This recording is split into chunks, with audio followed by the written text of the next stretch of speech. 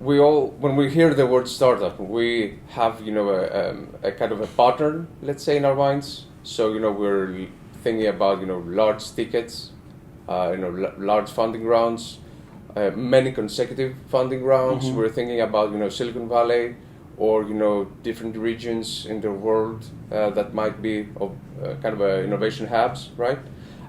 So we have, this kind of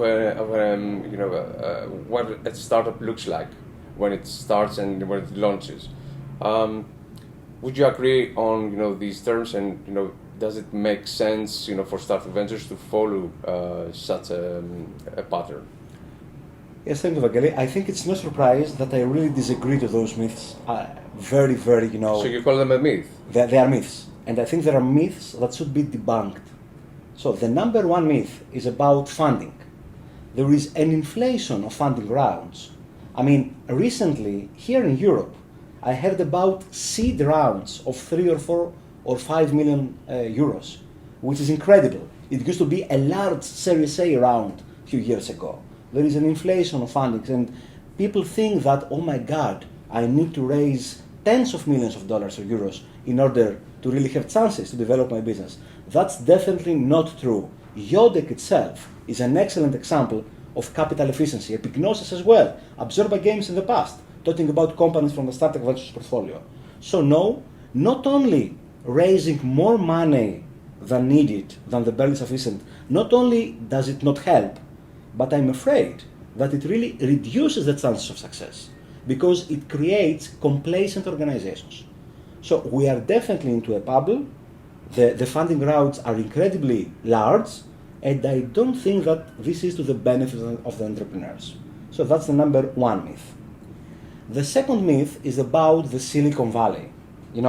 It's funny, so many European regions claim that we are the Silicon Valley of Europe. Mm-hmm. Or, here in our small country, in Greece, we know so many people that they thought that I have to move to the San Francisco Bay Area or to Boston in order to have chance of success. No, the pandemic has proven it. We live in an ultra-connected world. No matter where you physically reside, you have the same chances of success exactly because of the hyperconnectivity in our days.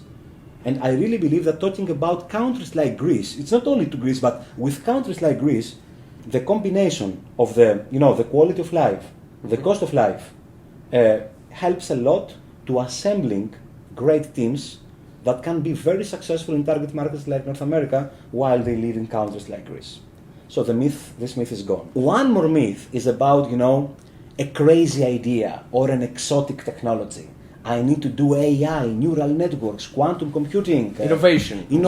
But innovation in a strange sense, in a scientific or technical sense. Mm-hmm. No. Entrepreneurship is not a research game. It's an applied thing, right? Mm-hmm. Yeah, of course, deep tech companies are very admirable, but clearly, with state-of-the-practice technology, you can do amazing things.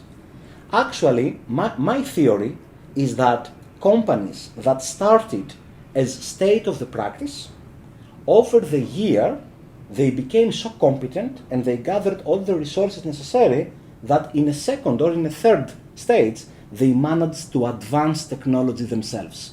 So don't really have this idea that I need to have this exotic technology in order to succeed, in my startup journey.